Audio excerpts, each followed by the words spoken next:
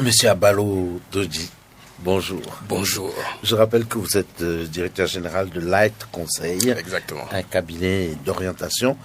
Et ce sacré Félix Ondé Pépéripé a titré justement dans le confrère de la matinée que c'était un réel soulagement pour les parents. Une solution qu'attendaient les familles béninoises.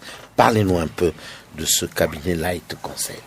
Alors, bonsoir à tous les auditeurs. Effectivement, le cabinet Light Conseil, nous sommes là depuis 2017. 2017. Et nous sommes un cabinet d'orientation scolaire et professionnelle.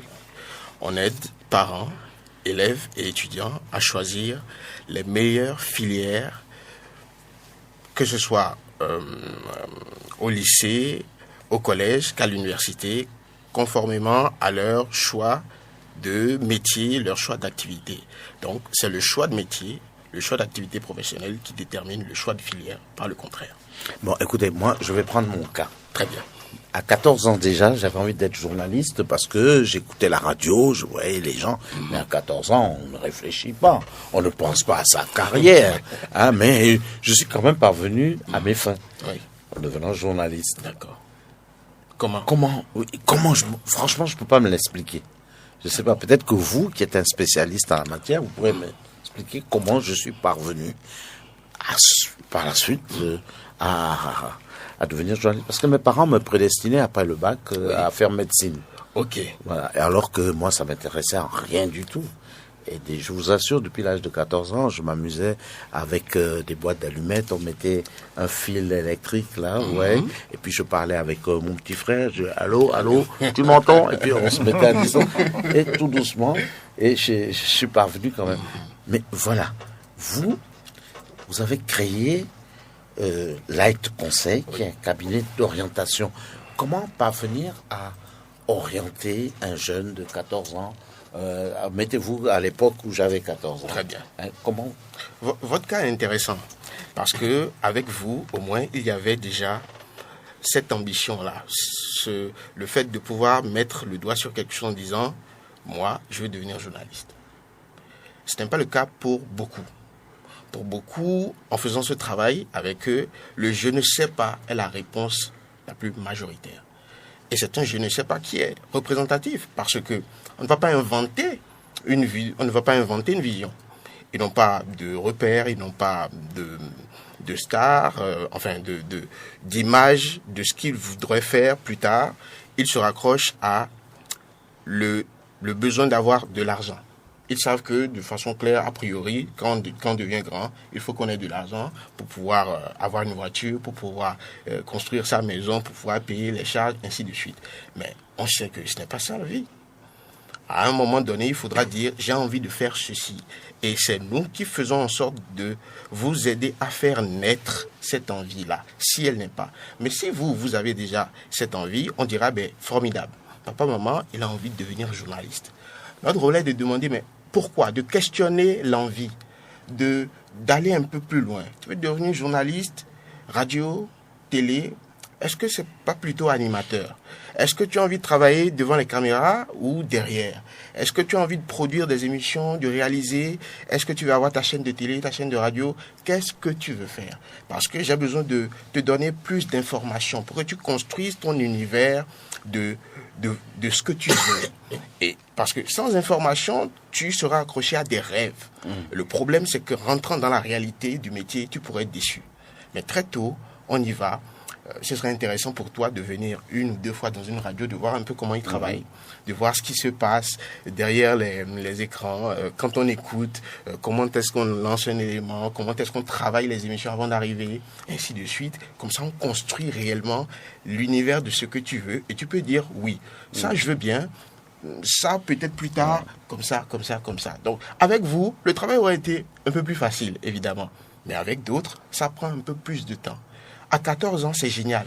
Il y a le temps de faire des erreurs, d'aller sur des envies, de les tester, de voir qu'effectivement, c'est pas mal. Mais je peux faire autre chose, d'aller sur d'autres choses. On a le temps vraiment de choisir sans avoir la pression de le temps passe, il faut qu'on fasse un choix. Les parents ne pourront plus m'aider par rapport à ceci ou cela. Il faut qu'on fasse un choix. Les autres sont en train de faire le même choix que moi. Moi, je ne sais toujours pas où j'en suis. Il faut que je fasse un choix. Les choix les plus pertinents ne se font pas sous pression, a priori. Les choix les plus intéressants ne se font pas, les choix les plus déterminants pour notre vie ne pourraient pas se faire en 2 semaines, en 3 jours, ou par suivisme. Parce que d'autres ont fait la même chose, on se dit, si on fait comme eux, a priori, ça devrait aller. Mais sur notre vie, il faut faire attention. Il faut se préparer, il faut demander des informations, ne pas avoir honte, ne pas avoir peur de dire « je ne sais pas, donc je voudrais savoir », d'avoir de vraies réponses. Parce que les questions sur notre vie sont des questions importantes et il nous faut des réponses, et des réponses spécifiques par rapport à nous. Vous aviez un rêve. Peut-être que vos frères, vos sœurs n'avaient pas le même rêve et c'est tout à fait normal, nous sommes uniques. Et donc, notre but à nous, c'est de faire en sorte que vous soyez heureux. Être heureux, c'est un package. Donc, être épanoui dans sa vie professionnelle, dans sa vie sentimentale, dans son hygiène de vie et dans sa vie sociale, ainsi de suite et ainsi de suite. Mais ça se prépare. On ne devient pas subitement mature parce qu'on a eu un diplôme. Le bac n'est pas un diplôme de maturité. C'est pas ça qui nous qualifie à de la compétence. Si vous voulez avoir de la compétence, vous travaillez pour avoir de la compétence. Et si vous n'en avez pas, vous ne pouvez pas la valoriser. C'est aussi simple que ça. Donc, notre travail est pluridimensionnel. On travaille avec les élèves, les étudiants, mais aussi avec les parents et le corps enseignant. Parce que tout cet ensemble-là travaille de concert pour notre réussite, pour la réussite de nos enfants. Oui, mais les parents, la plupart du temps, rêvent que leur enfant ait un poste, disons, prestigieux. Oui, c'est vrai. Alors qu'ils poussent l'enfant, justement, dans comment pourrais-je dire dans les filières classiques. Voilà, pour pouvoir médecin, effectivement, avocat. Oui, il y avait une époque où tous les parents voulaient que leur enfant devienne douanier, parce qu'on avait la possibilité de gagner beaucoup d'argent. Ou transitaire. Il y en a d'autres présidents, pourquoi pas, à la ministre. Oui, c'est vrai. Oui, mais comment faire vivre de vrais rêves à nos enfants? C'est d'abord dans le regard des parents par rapport au métier. Pourquoi l'on considérait que faire de la mécanique, ce n'est pas aussi prestigieux qu'être chirurgien? En fait, l'on voit le chirurgien dans une très belle, enfin, dans une grande bâtisse, dans une belle blouse, un prestige, des gens qui viennent le remercier à chaque fin d'intervention parce qu'il a eu la vie de gens dans sa main, d'accord? Et on voit le mécanicien dans un bas quartier, quelque part, dans un cambouis, tout sale, avec des enfants. Et on dit, mais j'ai aucune envie que tu vives cette vie-là, n'est-ce pas? A raison. Mais alors, revoyez ce même mécanicien dans son grand garage auto, avec plein de voitures, des Bentley, des Maserati, des Peugeot, je ne sais quelle autre marque, n'est-ce pas? Lamborghini, pourquoi pas? Dans sa blouse, toujours, dans sa tenue de travail, et prenant soin de vos automobiles. Peut-être payer beaucoup plus cher que le chirurgien, ayant beaucoup moins de pression, parce que là, il ne s'agit pas de la vie de personne dans ses mains. Peut-être que là, vous verriez ça autrement. En fait, c'est comment est-ce qu'on se projette en tant que parent dans le rêve que nous présentent nos enfants. Évidemment, j'ai aucune envie que tu souffres, que tu trimes particulièrement. Mais ce qui m'intéresse, c'est ce que tu vois là-dedans. Parce que je ne serai pas avec toi. À un moment donné, si tout va bien, je partirai. Tu seras là. Est-ce que c'est intéressant que tu vives mon rêve ou que tu vives le tien? Parce que quand je ne serai pas là, tu m'en voudras. Comme je ne suis plus là pour t'encourager, puisque c'est venu de moi, la source pour alimenter ton rêve viendra encore de moi. Mais si ça vient de toi, même si je m'en vais, tu continueras. Tu n'auras pas besoin d'encouragement particulier. Quand ça deviendra chaud, tendu, dur, quand il n'y aura pas vraiment de rentrée, tu pourras continuer. Parce que ce que tu fais, tu ne le fais pas passion. Parce que c'est né de toi et tu peux continuer. Donc, on commence par le regard qu'on pose sur les métiers. Et ensuite, on va sur les aptitudes, les compétences que nous avons naturellement. C'est plus facile. Il est plus facile de faire quelque chose pour lequel on a plus de disposition. C'est normal, n'est-ce pas? Et ce serait intéressant d'arriver à déterminer, lui, il serait plus à l'aise dans les métiers du luxe, par exemple.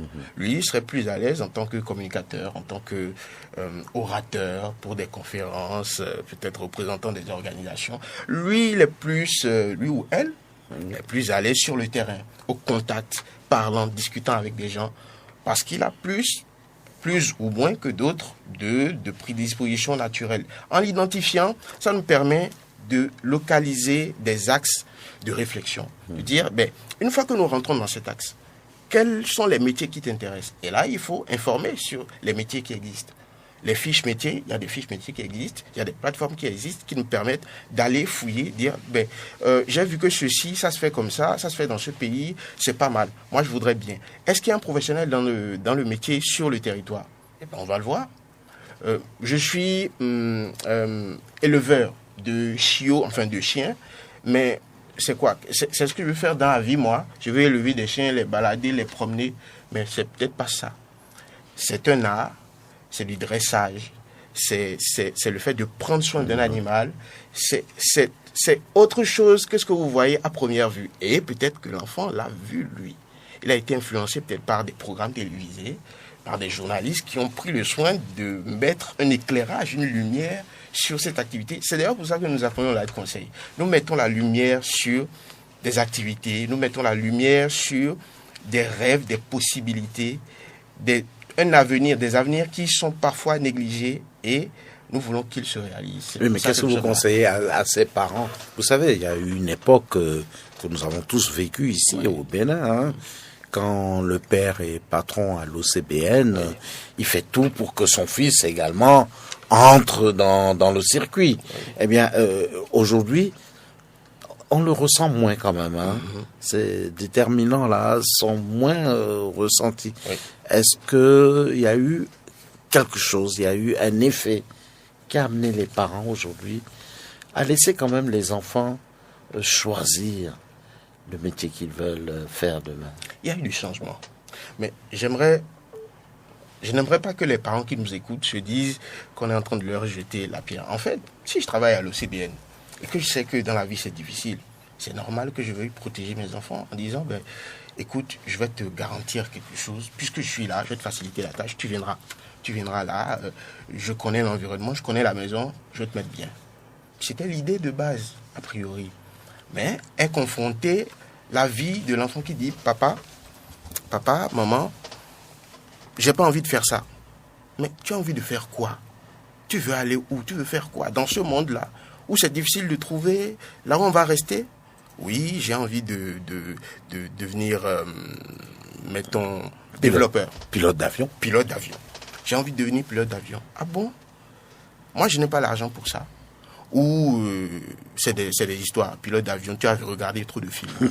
Ou vraiment, tu veux faire comme telle personne enfin, on dira, je ne t'aimerai pas. Il y a beaucoup d'arguments qu'on pourra donner, mais notre rôle est de dire, pour être pilote d'avion, qu'est-ce qu'il faut faire de façon concrète?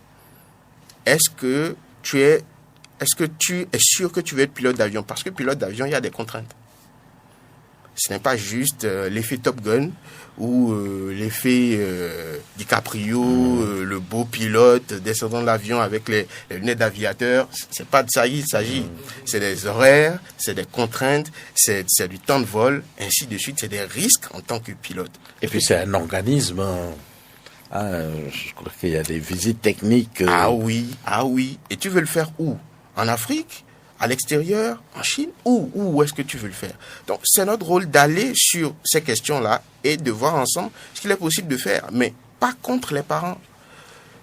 Vous avez un rêve, et il ne s'agit pas d'aller en disant, comme papa l'a dit ou comme maman l'a dit, je fais autrement, parce que c'est ma décision, je suis assez grand pour décider, et voilà, ça suffit maintenant avec cet autoritarisme. Non, c'est pas ça.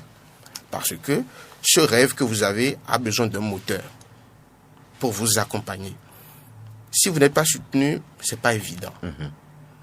C'est pas, ça n'annule pas votre rêve a priori, mais ce n'est pas évident. Ce sera beaucoup plus dur. Alors, notre rôle est de dire, papa, maman, il veut être pilote pour cette raison, pour ces raisons. Et lui aussi, entendant ce que papa et maman disent, eux, ils disent quoi? Je veux que tu sois peut-être avocat. Mais ils diront aussi pourquoi. Je veux que tu reprennes mon entreprise. Oui, parce que je l'ai bâti aussi de mes mains. Et un héritage sans héritier n'est plus un héritage. Donc, je l'ai fait pour toi. Et toi, maintenant, tu refuses et tu veux partir. À qui je vais laisser l'entreprise? À qui? C'est pour toi que je l'ai fait. Mais l'enfant dira, mais je t'ai vu te plaindre des années durant par rapport à cette entreprise qui te bouffe du temps, qui fait que tu n'es pas à la maison. Et tu veux donc que moi, en ayant vu ça, je vienne gaillardement dire, je vais refaire les mêmes erreurs que maman, je vais refaire les mêmes erreurs que papa. Et là, on dira, mais non, mais c'est pas ça, je me plaignais, mais bon, c'était quand même bon. Il y avait quand même... bon, la vie est compliquée. Voilà. Ils disent comme ça, la vie est compliquée. Donc, le soulagement que nous apportons, c'est le fait d'arriver en tant que médiateur, de pouvoir dire, c'est l'amour la base entre vous. C'est l'amour la base. Parfois, la peur empêche une bonne communication. Parce qu'en tant que parent, au lieu de dire, je voudrais que tu sois grand pilote, je voudrais que tu sois grand avocat, je voudrais que tu sois le métier que tu auras choisi, que tu sois heureux là-dedans, au lieu de parler de ce qu'on voudrait, on parle de nos peurs. Ah, je ne veux pas ceci, je ne veux pas cela, tu ne feras jamais ceci. Et donc, on n'alimente pas, on ne nourrit pas une plante avec de l'acide, c'est avec de l'eau. Oui, de l'eau. Les deux se ressemblent, mais n'ont pas la même utilisation.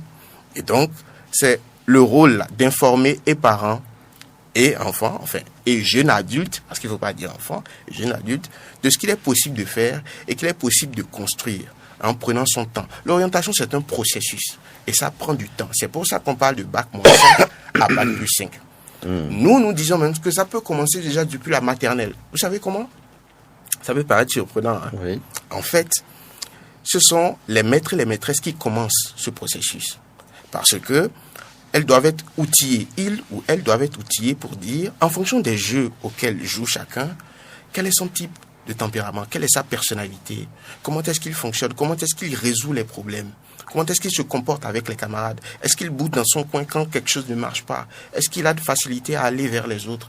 C'est comme ça que petit à petit, on arrive à avoir un schéma global. Parce que arriver soudainement en quatrième et devoir décider tout de suite de est-ce que je vais en filière technique ou je reste en général, c'est pas évident.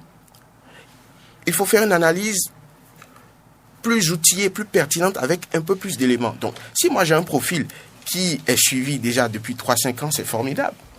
Mais si j'ai un profil qui n'est pas suivi et moi je dois commencer avec lui, ben on fera avec. Mais ce qui est important prend du temps. C'est normal. Oui. Tout ce qui est important prend du temps. Vous devez construire aujourd'hui. Voyez l'attention que vous faites. Imaginez donc que vous ayez un chantier de construction et que vous n'y alliez qu'une fois par an ou une fois tous les 3 mois. Vous voyez que c'est la même fréquence quand on doit aller voir le PP pour prendre les carnets de correspondance. Est-ce que c'est normal ça?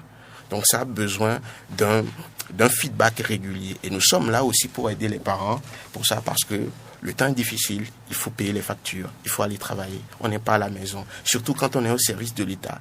Même dans les plus grands postes, on peut se dire aussi que l'orientation dépend de l'argent. Ceux qui sont riches n'ont pas de problème d'orientation. C'est faux. C'est très faux, parce qu'il s'agit de déterminer ce que je veux faire dans la vie. Ceux qui ont fait la filière D ont parfois ce problème. On dit d'eux qu'ils sont très intelligents. Et donc, vous verrez dans le guide qu'il y a pas mal de filières, de débouchés, où on dit c'est la D, c'est la D, c'est la D, c'est la D. Au finish, ils se retrouvent devant un très grand banquet où on dit tu peux tout prendre. Mais alors, je prends quoi finalement?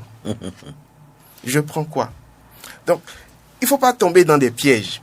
La filière que vous faites ne détermine pas ce que vous serez dans votre vie professionnelle, a priori. Parce que on dira, quelle filière faut-il faire pour être député? Quelle filière faut-il faire pour être président de la République? Quelle filière faut-il faire pour être un bon père de famille?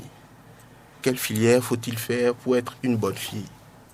Donc, il y a assez d'éléments et c'est important de voir la chose de façon globale. Nous avons eu la chance que les Occidentaux aient fait beaucoup de pas dans ce domaine et aient fait beaucoup d'erreurs. Le fameux poste de conseillère d'orientation qu'il y avait dans les écoles, qui orientait ceux qui n'avaient pas de bonnes notes dans les filières techno, ainsi de suite. Ah bon. Grâce à eux, on a su que ce n'est pas comme ça qu'il fallait faire. Il faut se concentrer sur la personnalité de celui qui est en face de nous, sur ses rêves, sachant que il peut tout faire. De base, il peut tout faire. Mais sur chaque domaine, il aura plus ou moins d'efforts à fournir. Mais a priori, il peut tout faire. Sauf troubles cognitifs, dyslexie, dyscalculie, sauf retard. Et tout ça, ce sont des professionnels, ce sont les psychologues qui arrivent à déceler tout ça. Donc, l'orientation, c'est un processus et ça prend du temps. Et ça prend effectivement du temps. Professeur Émile Jules-Laballon. Non, mais j'ai suivi avec beaucoup d'intérêt et toute la qualité, l'aide conseil, mettre la lumière sur des rêves. Oui.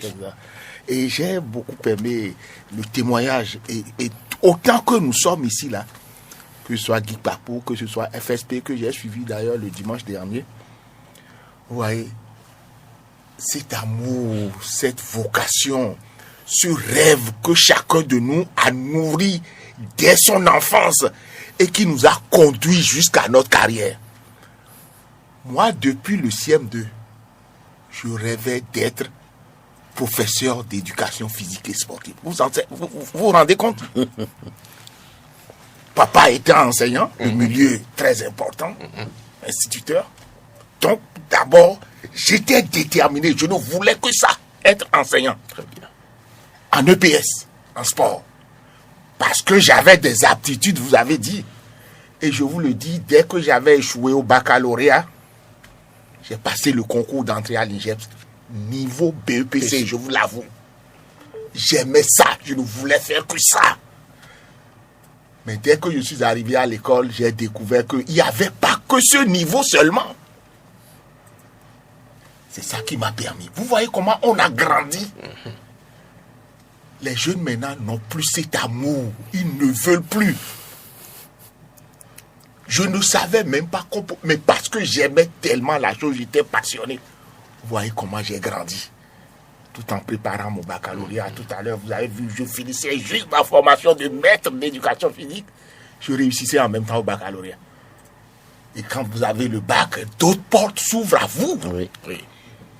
Surtout à cette époque-là. À cette époque-là, les gens ne voulaient que... Parce que là, il y avait une adéquation entre la formation et l'emploi. Ça va. Il y avait à peine 5 maîtres d'éducation physique qui revenaient d'Abidjan ou bien de la France tous les 10 ans.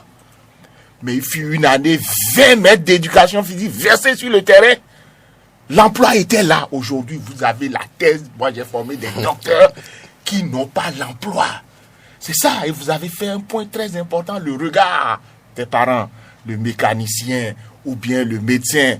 On dicte, on dit, mon fils, il faut qu'il soit ceci. Il faut qu'il y ait un médecin dans la famille. On cite tous les métiers, mais on ne parle jamais de l'enseignant. Alors que c'est lui qui forme tout. C'est plus ça. De quoi le Bénin a besoin maintenant? Des techniciens de niveau moyen, mais efficaces. Mais moi, je voudrais vous dire quelque chose. J'ai rencontré, je ne sais pas si vous le connaissez, je vais quand même le citer, le coach Aron Gonou qui passe régulièrement dans l'émission La Caravane du matin. Je l'ai abordé récemment et je lui ai dit, moi j'ai une fille qui a 14 ans et qui, je me suis dit, bon, je lui ai dit, bon, j'ai une radio, tu ne veux pas te lancer dans le métier? Elle dit non. J'ai dit, tu voudrais faire quoi demain? Elle dit, je vais être notaire. Notaire? Tu connais un notaire? Elle dit, oui, mais tu m'as conduit chez une dame une fois. J'aime bien la façon dont elle est installée, tout, le travail qu'elle fait, le regard qu'elle a sur. J'ai dit, mais ce serait mieux que tu sois journaliste. Elle dit, ça ne m'intéresse pas. Elle me dit, papa, ça ne m'intéresse pas. J'en ai parlé au coach Aron Gonou qui m'a dit, il y a des liens.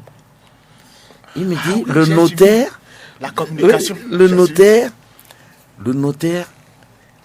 a l'information qu'il garde, il recueille l'information qu'il garde pour lui, qu'il soumet ensuite aux ayants droit. Le journaliste, lui, il va chercher l'information maintenant qu'il l'ouvre au grand public. Donc il y a des liens, de la laisser choisir. Et j'ai trouvé ça formidable. Oui. Et je pense que dans tous les métiers, il y a des liens entre exactement. Voilà, Dabouchigan qui est là. Un jour, il vient voir Pépé Ripé, il dit à Pépé Ripé, je vais être journaliste comme toi. Je me dis, mais le métier, je veux dire journaliste. Je vais être journaliste. Et il fait des démonstrations à Pépé Ripé qui se met à rire. Pépé Ripé qui dit, bon, écoute, il faut aller voir le DG là-bas, là, et tu en parles avec lui, parce que moi, je sais pas. Mais effectivement, il y tenait tellement. Il était là tous les samedis, chaque fois qu'il y avait émission. Il y tenait. Aujourd'hui, il fait partie des meilleurs reporters sportifs que nous avons ici. Reporter sportif en français et en fond. Et excellent animateur. En plus, excellent animateur. Bon, c'est dommage que je dise dans ses oreilles, là, parce que demain, il va me demander une augmentation de salaire. Non, mais c'est vrai, je crois qu'il y a des liens également entre les différents métiers. Oui, c'est vrai. Oui. Natacha? Oui, le pape, en tant que parent et mère, je veux dire, encore plus parce que je pense que les mères sont un peu plus, elles sont un peu plus attachées à leurs enfants et veulent vraiment que leurs enfants ne souffrent pas à aucune étape de leur vie. Et quand je vous entends parler, je trouve ça magnifique. Parce que vous dites exactement ce que les parents doivent entendre et exactement ce que les parents vivent. Et vous avez dit quelque chose, vous avez dit que ça commence depuis la maternelle, l'orientation. Je dirais même plus que ça commence avant la maternelle. Dans le sens où ça commence à la maison, je voudrais dire. Parce que c'est vrai, nous avons des vies folles, nous courons de gauche à droite.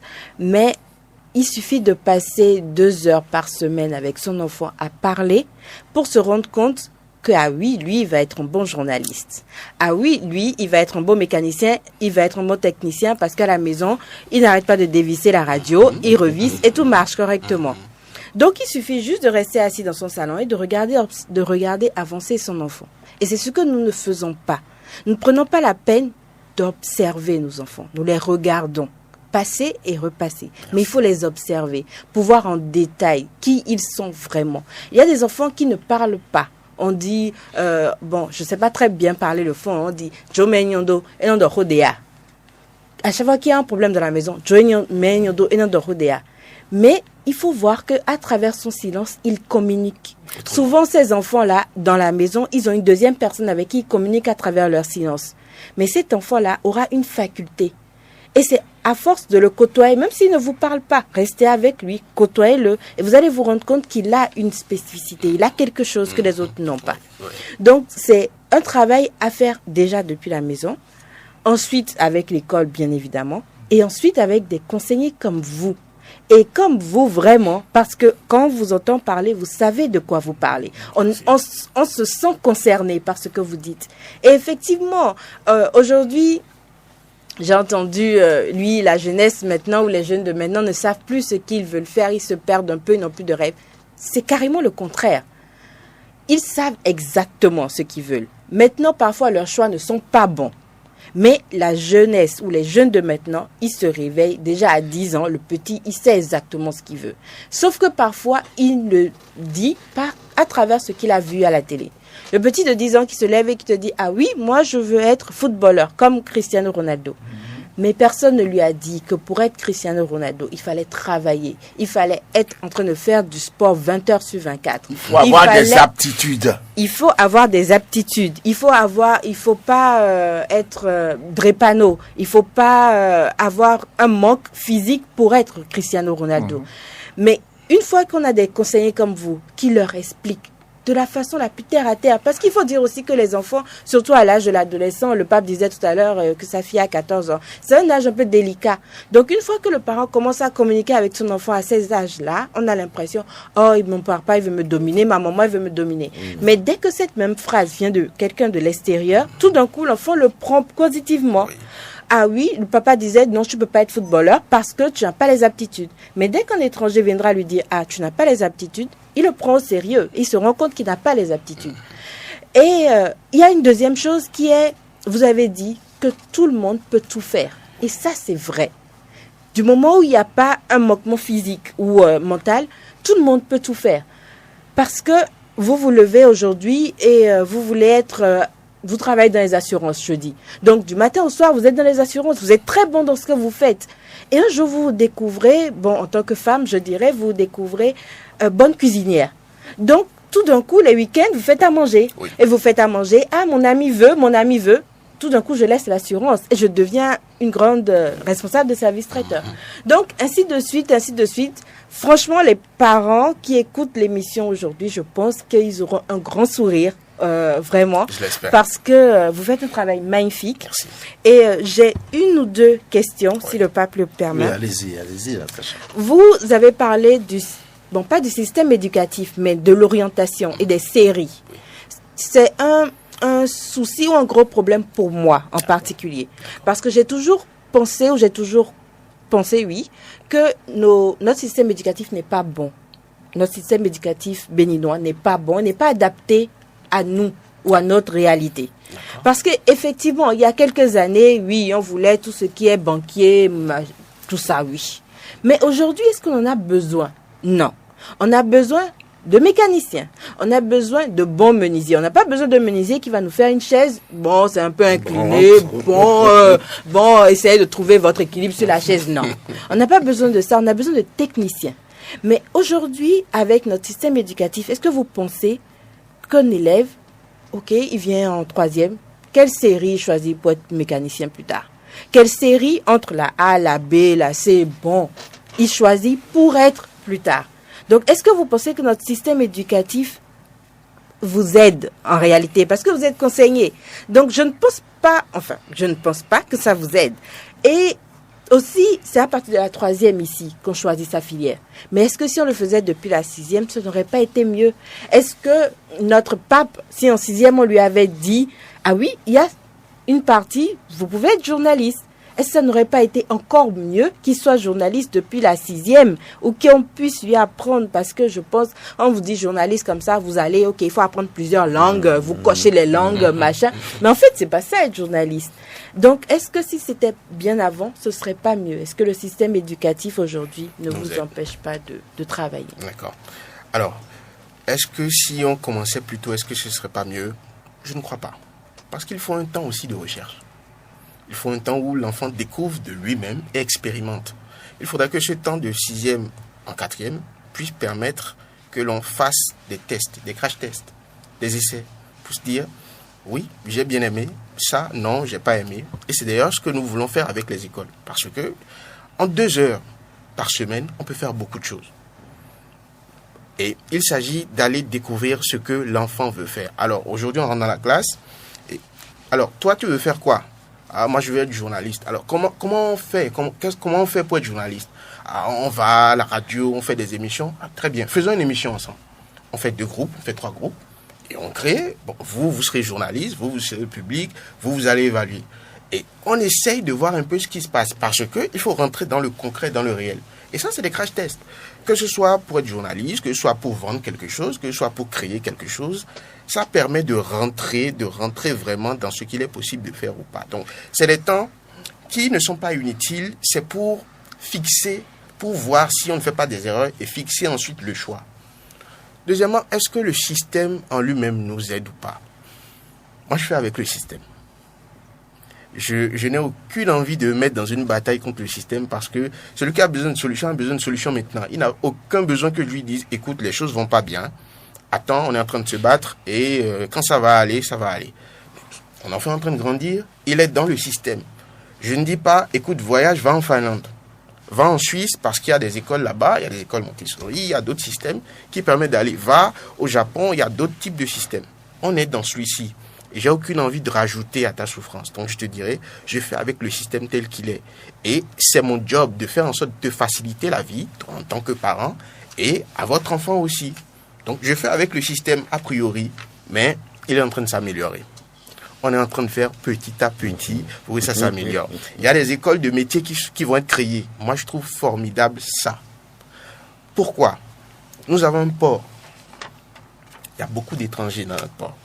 Nous avons des besoins dans notre port où on est obligé d'aller chercher des Sud-Africains, des Suisses, des Marocains, parce qu'on n'a pas la compétence sur le territoire. Alors, si très tôt, comme vous l'avez dit, on vous avait informé sur les métiers du maritime, les métiers du port, les métiers portuaires, vous auriez une large palette de métiers dont vous saurez un peu comment ça se passe, ainsi de suite, et vous pouvez dire, ah ben tiens, ça m'intéresse, moi je vais travailler au port. Ou les métiers du ferroviaire, ou les métiers du transport. Donc, les écoles de métiers, c'est formidable pour la spécialisation. Mais il n'y a pas que ça. Il y a aussi l'art. Il y a aussi ceux qui veulent faire du social. Il y a aussi le sport. Oh mon Dieu, il y a aussi le sport. Pourquoi cette question est sensible? Parce que il y a parfois, j'ai encore reçu dernièrement des familles où il y a cette frustration-là qui naît des rêves non accomplis. En fait, même pas qu'on a essayé, on a refusé d'essayer. C'est un footballeur, il y a beaucoup d'appelés, très peu d'élus dans ce sport. Parce que tout le monde veut être Ronaldo et ne sait pas qu'il faut travailler, qu'il faut cravacher, qu'il faut avoir des aptitudes, qu'il faut aussi avoir une part de chance, des gens qui vous détectent, qui vous donnent votre chance d'aller commencer à jouer, d'essayer, un bon entourage qui vous coach, qui vous parle, qui vous permet de ne pas avoir la grosse tête, des gens qui vous suivent par rapport à votre physique, qui disent ben tiens, attention, si tu continues comme ça, tu vas te cramer pour la saison, ainsi de suite, ainsi de suite. Donc il y a tout un écosystème et votre environnement doit être favorable pour vous permettre d'y aller, pour vous permettre d'avoir les bons retours, des bons contacts pour signer les meilleurs contrats. Pour faire attention parce que chacun cherche son intérêt. Et dans ce monde, dans ce food business qui est en train d'arriver, attention. Il faut faire attention aussi à son comportement. C'est vrai, il ne faut pas rester dans les stéréotypes. Je fais ça et je fais que ça. Puis c'est tout. C'est pas vrai. Nous sommes des hommes, nous savons faire beaucoup de choses.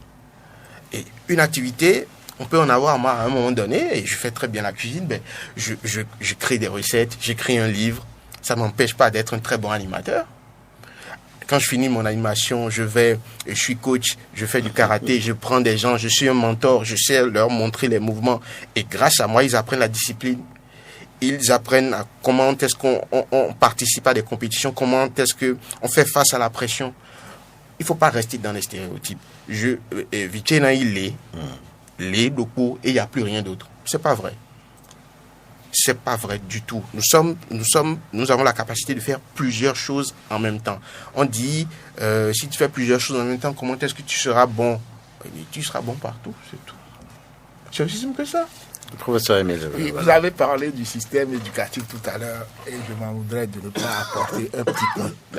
D'abord, Light Conseil Cabinet, comme on le constate, vous maîtrisez bien le domaine et vous utilisez les termes très justes qu'il faut. Bon, maintenant, c'est pas que le système éducatif n'est pas bon. Le système éducatif béninois est parmi l'un des meilleurs au monde. Mais il a échoué. C'est ça le problème. Il a échoué pourquoi? Il a échoué pourquoi? Parce qu'il ne sait pas, il n'a pas su s'adapter au contexte.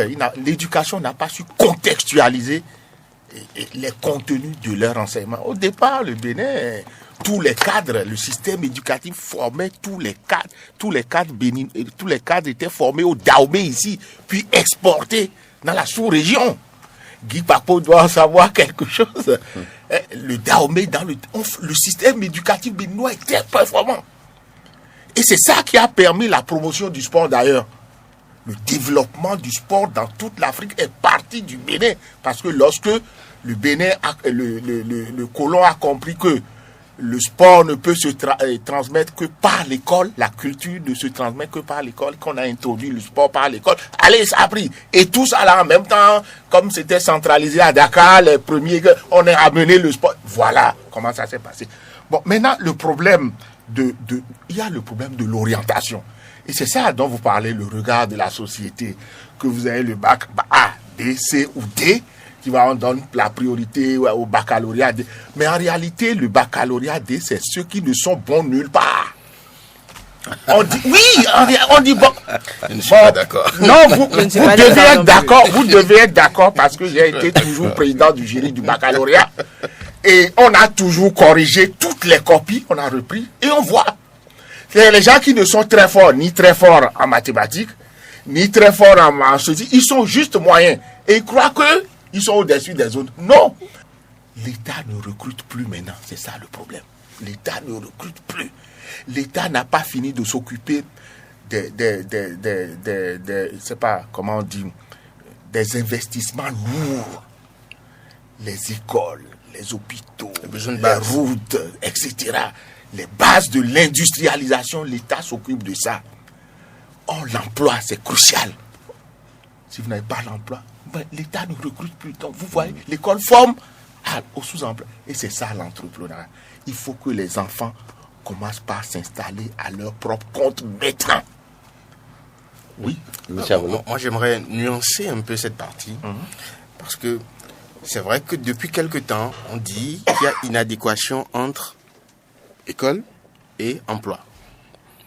Mais voyons les choses sous un autre angle. Vous venez d'avoir votre bac. Il y a des écoles qui font de la publicité.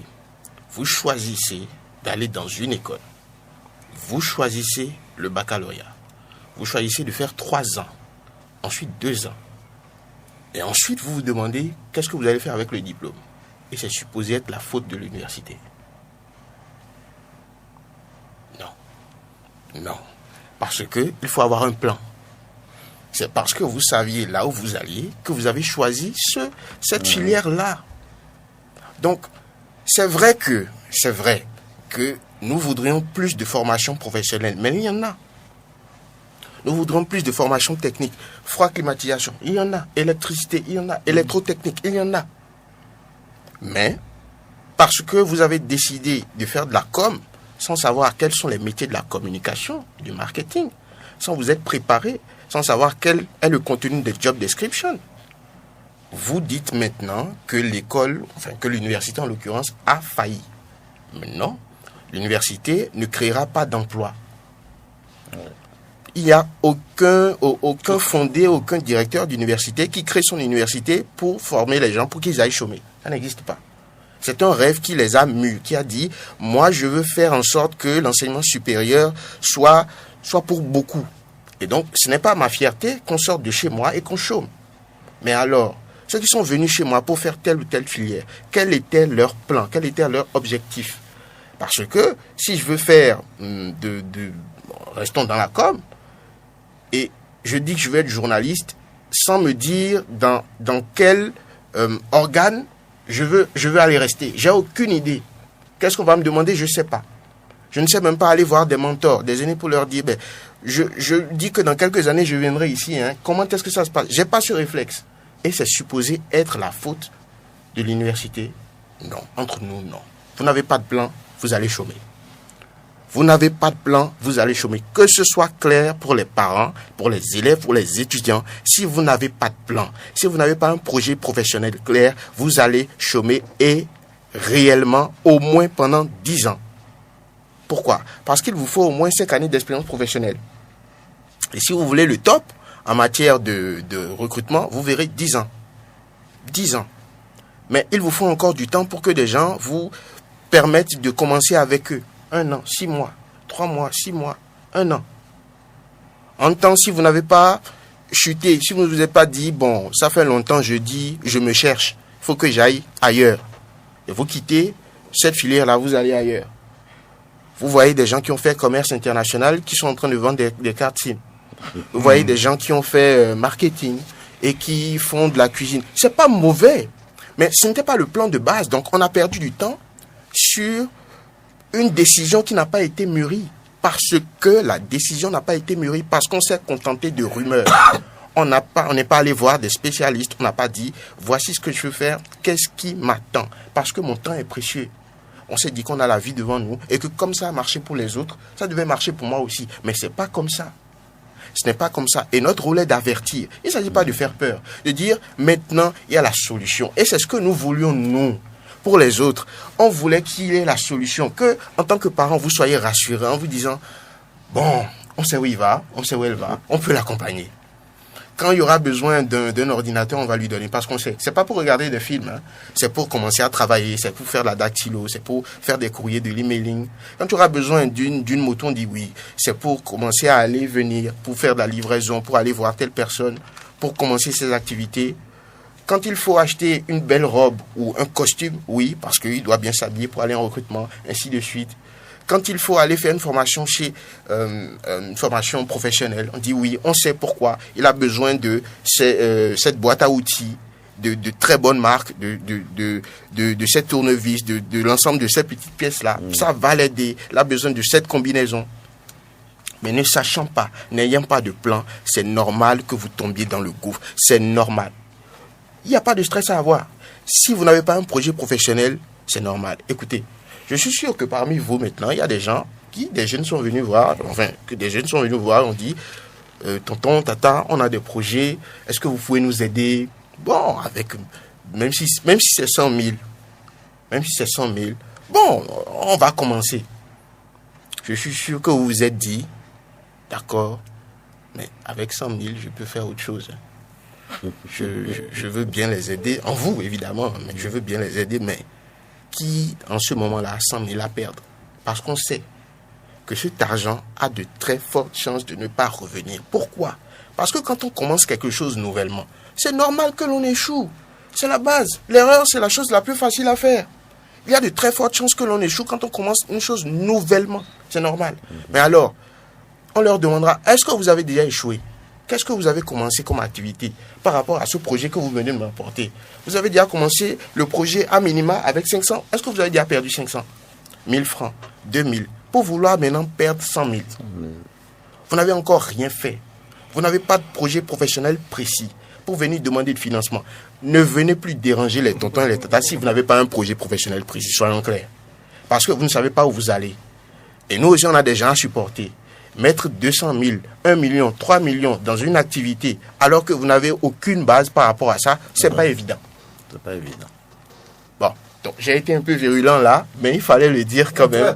Il fallait quand même le dire parce que c'est important. Ça fait mal parce qu'il y a des jeunes qui ont vraiment besoin qu'on les soutienne, mais n'ont pas de projet professionnel, n'ont pas de projet de carrière, ne se connaissent pas, ne peuvent pas dire oui, je suis bon en ceci, je n'ai pas peur, je peux prendre le risque et si jamais ça ne marche pas une fois, je vais continuer, ça va marcher, vous en faites pas. Ils peuvent pas le dire parce qu'ils ont peur. Ils sont tétanisés à l'idée de faire des erreurs et cet immobilisme a été créé à l'école. Parce qu'à chaque fois qu'ils ont fait des erreurs, ils ont eu le culot de faire des erreurs, ils ont eu de très mauvaises notes. À chaque fois qu'ils ont eu le culot de faire des erreurs, allez, moyenne. Or, dans la vie, quand vous faites des erreurs, vous continuez, il n'y a pas de mauvaises notes. On ne note pas, nous, ici. Est-ce qu'on vous note à la maison? On ne vous note pas. Donc, la vie, c'est pas les notes, a priori. Mais c'est vrai que le système scolaire est celui-là. Il faut faire comprendre à l'enfant qu'il y a le système scolaire et il y a la vie. Passons chaque moment de la meilleure des façons. C'est tout. Je constate avec beaucoup de plaisir, d'ailleurs, parce qu'il nous reste encore 4 ou 5 minutes, on va y aller vite. Je constate que dans certains pays européens, certaines banques prêtent de l'argent à des étudiants pour poursuivre leurs études. On leur prête de l'argent alors que ils n'ont pas encore un emploi. On se demande comment ils vont rembourser cet argent. Mais pourtant, on leur fait confiance. Chez nous, ici, ça n'existe pas. Et c'est pour ça que je suis très heureux que vous ayez créé ce Light Conseil pour pouvoir permettre aux parents de faire gagner de l'argent, d'être sûr que leurs enfants gagneront de l'argent demain. Et je vous assure que quand j'ai lu cet article, j'étais sidéré. Merci. Et j'ai trouvé ça formidable. Merci. Parce qu'on pourra les conduire sur la bonne voie, sur la voie royale. Et demain, ces enfants pourront effectivement gagner de l'argent et poursuivre, payer une partie de leurs études. Pourquoi pas? Heureux. Être heureux. Être heureux. Pas seulement gagner de l'argent, être heureux. Être heureux. Gagner de l'argent en étant heureux en couple, en étant heureux en ménage, en étant en bonne santé, en ayant de bonnes relations avec ses amis, en ayant de bons amis sur qui on peut compter. C'est un package. Imaginez que vous disiez maintenant que votre jeune fille n'a pas d'amis du tout. Mais a un héritage qui est là, elle va dépenser et s'en aller. C'est pas très rassurant comme idée. Non, c'est pas rassurant. C'est pas rassurant du tout. Donc c'est un package. Et il faut que ceux qui sont en contact avec la prunelle de vos yeux soient conscients de cela. Que c'est un package. Il ne s'agit pas de les motiver à coups de témoignages de Steve Jobsien ou Zuckerberg ou Bill Gatesien en griffe. Mais c'est dire, attention, il y a réussir dans la vie, réussir sa vie. Il ne s'agit pas de le faire pour les autres, mais pour soi. Et ça prend plusieurs formes. Il n'y a pas de mauvaise note. Il faut être heureux. Et ça prend plusieurs formes. On peut être journaliste et être heureux. On peut être footballeur et être heureux. On peut être femme au foyer et être heureux. On peut être homme au foyer aussi. Ça existe et être heureux. J'aime bien ce que vous dites là. Est-ce que vous pensez Est-ce que vous pensez que je suis journaliste? Est-ce que vous pensez que je suis heureux? C'est après vous. C'est vous qui allez le dire. Si ce serait de la magie, non, c'est que je détermine comme ça que si vous êtes heureux ou pas. C'est vous qui allez le dire. Ça ne peut sortir que de soi. Dire, oui, je fais le point. Ça va. Je suis heureux, j'arrive à faire ceci, cela. Et d'ailleurs, c'est vraiment intrinsèque à chacun. Oui. Il y a des gens qui, quelles que soient les choses qu'ils ont, la vie qu'ils mènent, diront qu'ils ne sont pas heureux parce qu'ils ont mis la barre à un niveau où, voilà, tant qu'ils n'ont pas atteint ça, ils ne sont pas heureux. Ils n'ont pas l'intelligence de se satisfaire des petites choses et de bénéficier des grandes choses. Eux, tant qu'ils n'ont pas atteint de plus grandes choses, ils ne seront pas heureux. Et c'est un piège. Parce que demain ne nous appartient pas. Profitons maintenant, on a des objectifs. Quand ça vient, c'est bon, on prend. Mais tant que c'est pas là, on continue quand même. Waouh. Voilà. Je vois Natacha qui vous admire. Elle vous regarde avec beaucoup d'attention. Je reçois beaucoup d'SMS, beaucoup de messages. Également, vous savez, nous sommes sur la page Facebook. Nous sommes suivis par des milliers de personnes en ce moment. Alors, il y en a qui me posent la question de savoir où vous retrouvez. En fait, votre adresse, vos contacts pour pouvoir venir vers vous. Alors, nous sommes présentement, nous avons tout fait pour nous rapprocher du centre-ville. Nous sommes à l'Étoile Rouge. Alors, on est en plein centre-ville. 5e vont en allant, sur la voie de la prison civile. 5e vont à votre droite. Juste en face du restaurant Les Saveurs du Bénin. Nous sommes là, en grand. Oui, je préfère que vous précisiez les saveurs du Bénin que la prison civile. D'accord. C'est ce que j'ai dit souvent. C'est ce que j'ai dit souvent à mes amis de la Cave Sainte-Aurélie, qui disent Cave Sainte-Aurélie, c'est juste en face du commissariat central.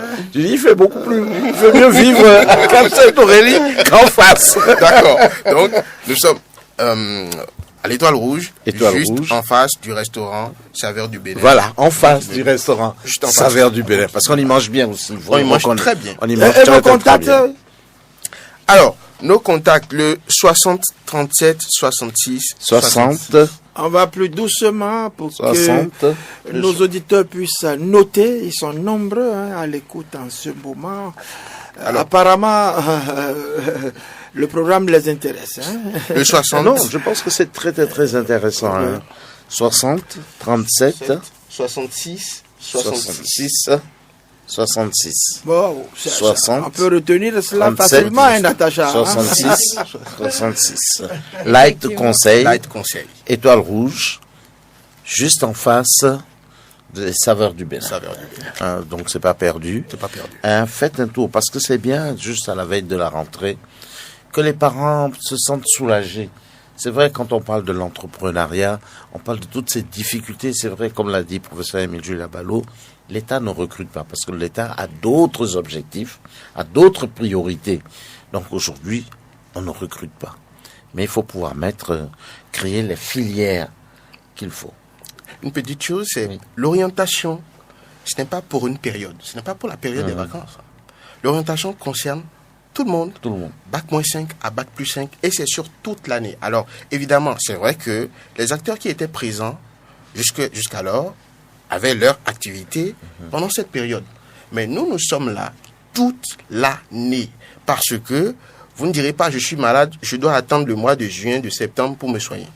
C'est pas évident. J'ai besoin d'informations, je me déplace.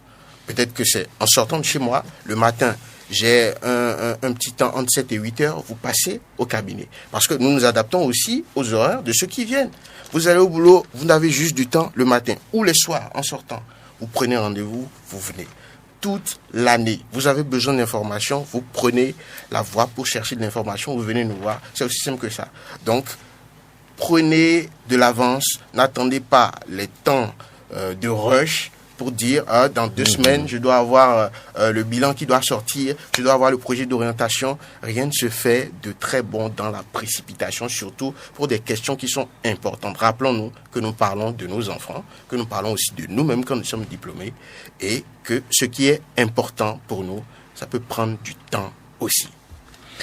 Cabinet d'orientation Light Conseil au 60 37 66 66 60 37 66 66 Étoile Rouge, juste en face donc des Saveurs du Bénin. Exactement. Un magnifique restaurant d'ailleurs, très beau.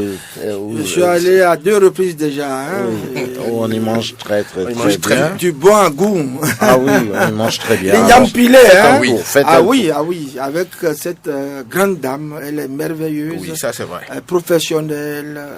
Bah, je vois le professeur Balo qui me regarde. Non, on va prendre rendez-vous, on ira. Il n'y a pas de problème. Qui veut se faire inviter? C'est très simple. Allez vous remplir l'estomac, à la Saveur du Bénin, et faites un tour à Light Conseil, Juste en face. dans le cabinet juste en face. Vous aurez toutes les informations pour une très bonne orientation de vos enfants. Eh bien, merci donc à vous, C'est moi. Monsieur Doji Abalo. C'est moi. Espérant vous retrouver bientôt. Hein. Oui. Voilà. Je rappelle que vous êtes le directeur général de Light Conseil, donc ce cabinet d'orientation qui est situé juste en face Saveur du Bénin. Le contact est pris. Vous appelez le 60 37 66 66. Allez, faites un tour. Ça ne vous coûtera pas grand-chose. Rien du tout. Mais faites un tour. Allez prendre les informations pour l'avenir de vos enfants. Merci donc, Monsieur Abalo. C'est moi qui vous remercie. Chef. En tout cas, si vous voulez que tout aille bien, hein, pour vous et pour vos enfants, pour l'avenir des enfants, on va se partager ça. Un titre de Gims. Jusqu'ici, tout va bien et je suis sûr que ça ira mieux si vous faites un tour là-bas du côté du cabinet d'orientation Light Conseil 60 37 66 66. Ciao, ciao. J'espère pourquoi je gagne et puis je perds.